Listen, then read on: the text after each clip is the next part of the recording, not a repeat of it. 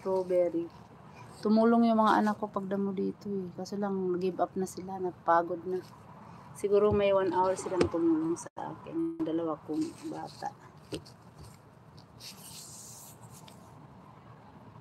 Yo, 1 week pa lang yan kuya. Ngayon ko pa lang nito. Dito.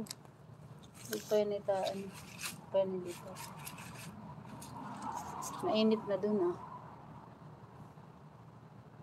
Suhat na doon, suhat.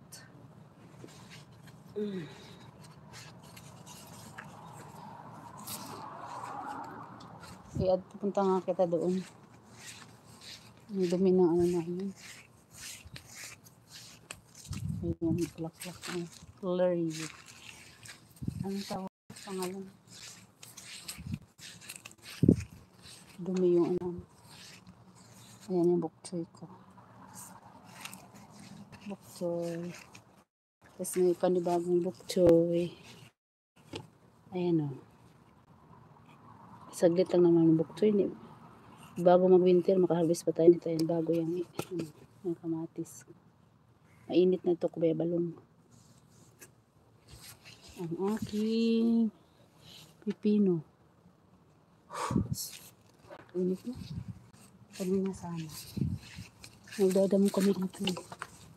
Ayan o, yung pipino ready for harvest na yung malaki. Meron pa dito.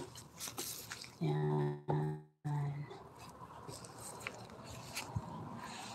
Mainit na banda dito. Kaya.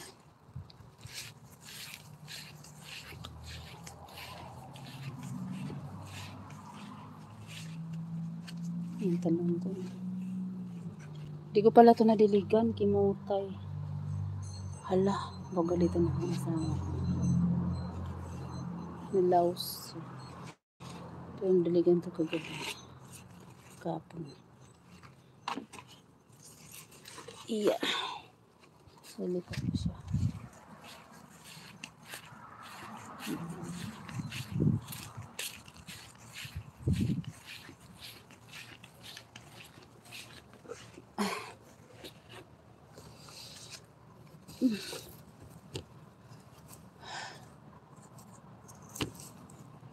Nakatambay ako kay Nailikayan at saka kay Mamsi. Kaka-start lang din yung Mamsi. Tamang-tama pumasok ako sa loob. May kinuha ako doon. Itong cellphone ko kinuha ko. Nakatambay sila sa laptop ko eh.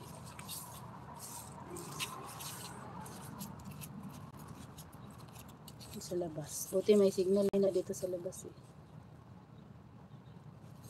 Oo. Nahapit nga kuya. Yung hindi naman ako ang ano nito, laging yung asawa ko ang nagtatanim talaga ng iba, marami siyang natanim din. Ako lang yung ano, alalay. Pagkatapos trabaho siya yung mag-ano eh. Mahilig din magtanim, mga agriculture kasi kami graduate kuya. Kaya ganun. Mahilig talaga kami sa kahit pa sa Pinas. Ayun talaga eh. Bawal maarte. Agriculture ka eh. Ba't ka maarte? Hindi dapat. Pinag-isa ko na yung aking mga ano, basil. Masarap ang basil pang ano eh. Yung pumutan kasi sa amin to. Napakabango nito na ano. Mabango to siya. Panghalo ng ginataang tilapia. Ito ako minsan. Marami akong nabigyan nito mga seedlings eh. Kasi dami kong nabili.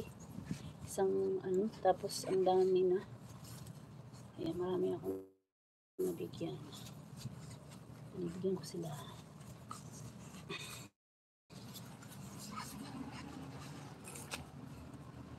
Ay, Primitive! Shout out!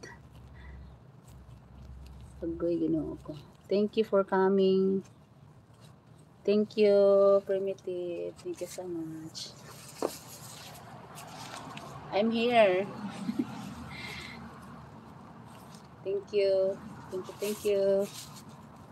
Thank you sa tamtak. Ay, kanay.